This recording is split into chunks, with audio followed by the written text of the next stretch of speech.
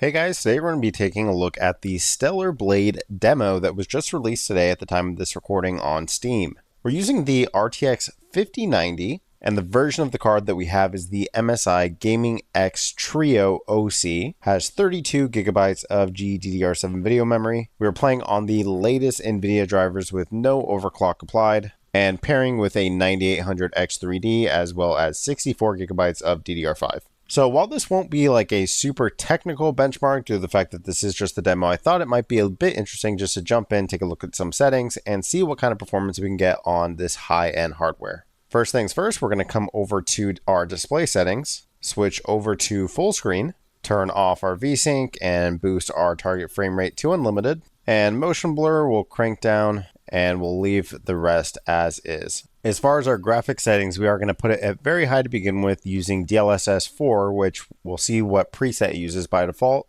Starting off with DLAA, so just our native resolution. It does also look like it supports not only frame generation through DLSS, but also multi-frame generation, which is nice. And we'll leave everything on the highest possible setting to begin with here, with the only real adjustment here being motion blur. You can see even with all these settings, we're sitting at around 12 gigabytes of expected video memory usage, so well below our 32 gigabytes, of course. And starting off here, we can see right away that it does use preset J, which is it's not preset K, but it is a transformer model for our DLSS, which is definitely nice to have by default without any sort of injection. And looking at our FPS, at least during this little cutscene here, getting around 200 or so on our FPS, with a pretty solid frame time graph, at least in this little cinematic sequence here. And from my understanding, this game on PS5, base PS5, had two modes, 4K native mode that rendered at around 30 FPS, and then two separate 1440p modes, one that offered a pretty stable 60 FPS at 1440p, and then one that offered a slightly less stable 60 FPS using 1440p and upscaling with TAA up to 4K. And then part of the reason why this seems to have DLSS baked in with all that goodness is because this was actually one of those PS5 Pro enhanced games that offered a high frame rate mode using PSSR to upscale and use all of the PS5 Pro's power, all the way getting us up to 120 FPS. So I'm imagining that PSSR uses a dynamic resolution scaling, and here we are getting above 120 so far. We'll see how it actually looks in a bit of gameplay here, but over 120. And again, this is rendering at native 4K with that expensive version of anti-aliasing here. And I will say, at least to start in this cinematic sequence, the game does look absolutely phenomenal. I don't believe it uses any sort of ray tracing, but all of the lighting, reflections, detail is absolutely extraordinary to begin with here. Now, jumping into a bit of gameplay here, we'll actually begin counting our FPS. And it looks like we are getting a real solid experience here. While the FPS is high, which is obviously always nice to see, what's even nicer to see is that our frame time graph is very, very smooth here. And all these hair physics are very, very cool, obviously.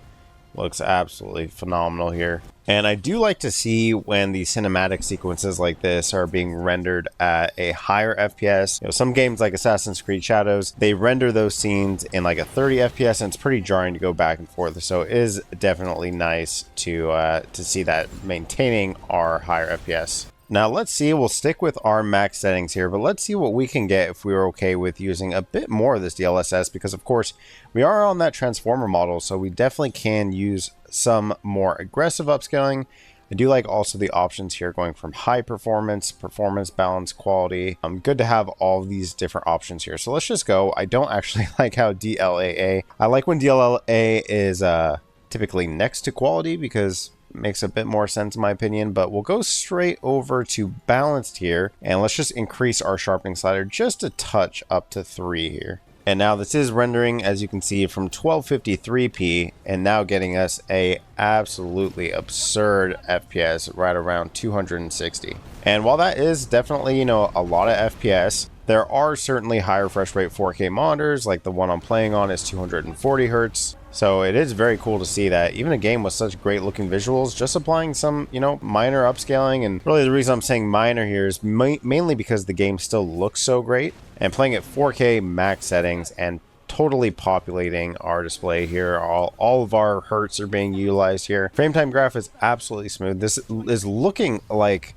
you know, it's a minimal benchmark here, and I'm imagining that there will be more intensive scenes later in the game, but just going through the demo here, so far it looks like a really solid experience. So here at balance, we are averaging out right around 252 FPS. Very, very high, higher than pretty much anyone would really ever need on like 90% of 4K monitors, and yeah, it looks absolutely great. I'm actually really, really happy with this performance so far. So let's go ahead and bump down to 1440p now. And now at 1440p, let's see what the performance looks like at native resolution here using DLAA, still at max settings. And here at max settings, it looks like we are essentially getting pretty much the same performance that we're getting with that upscaling option on 4K, maybe even actually a bit higher. So it really doesn't seem like you need any sort of upscaling when playing at 1440p at least. So with DLLA, you know, the highest form of anti-aliasing, the most expensive and performance intensive form, we are getting around 270 FPS on our average. Super, super strong experience here. Obviously 5090 1440p is most of the time overkill, like in nearly every game, including this game here, but well, the performance is great across the board so far from what I've seen. What I really, really like, I'll say it again, is that frame time graph staying flat. Of course, we're in a cutscene right now, but even during gameplay, it's staying incredibly flat. The frames are being delivered in a very, very smooth, consistent manner, leading to a super great experience here. Man, I was not expecting this game to be so brutal, gory, damn. All right, so it looks like maybe, is that actually the end of our demo? It's a super short demo there. Okay, false alarm. Looks like we have a bit more to our demo here. So same settings here before we switch here, getting around the same FPS as we were before, right around like 240, maybe a little less now in this scene, surprisingly, but does look pretty great. I mean, the detail in this game is pretty astounding. I mean, it's not like incredible, the best looking game I've ever seen or anything like that, but for the FPS that we are getting, just goes to show that you really don't need, you know, some of these games are just really poorly optimized nowadays. So this game still looks really great. Doesn't use, you know, ray tracing, but still looks really incredible. All the water effects, rain coming down, the detail, hair physics, all that sort of stuff looks pretty great here. And just for fun here, let's see what we could get at,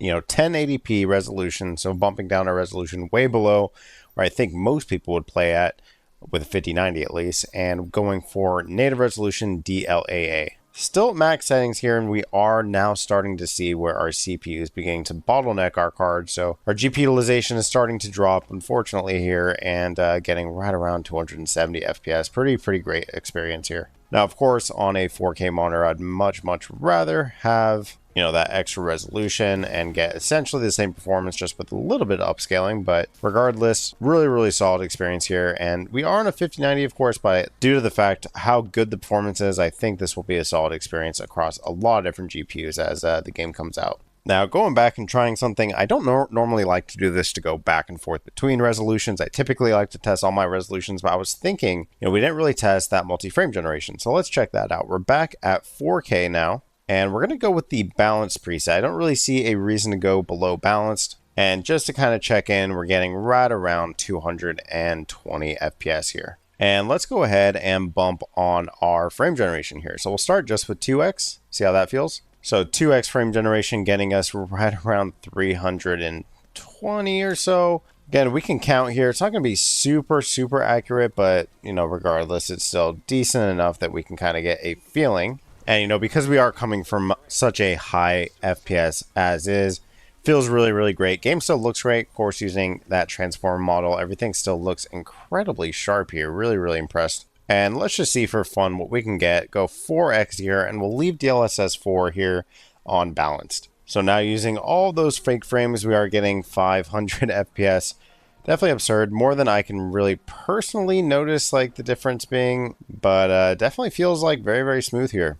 Really solid experience. And really just goes to show, you know, games like the Oblivion remaster that have such terrible performance and really don't look a lot better than a game like this, if better really at all, getting such worse performance, really goes to show that, you know, games that are well optimized, you know, can look really good on the same GPU that struggles in another game. Now, me personally, I probably wouldn't go for the frame generation because we're already getting a high FPS without the frame generation. I'd probably just go for quality upscaling here, leaving everything else on high settings. And in my opinion, the quality upscaling does look a bit better, not super noticeable than balance, and we are still getting like 220 FPS on our average here, so it's probably where I'd leave it here. And that's also where I'm going to leave it for this particular benchmark. So, we'll take a look at the game at release, but so far here, it's looking to be an incredibly impressive port. Good frame delivery, good looking visuals, and really great performance here on the 5090, and so good and,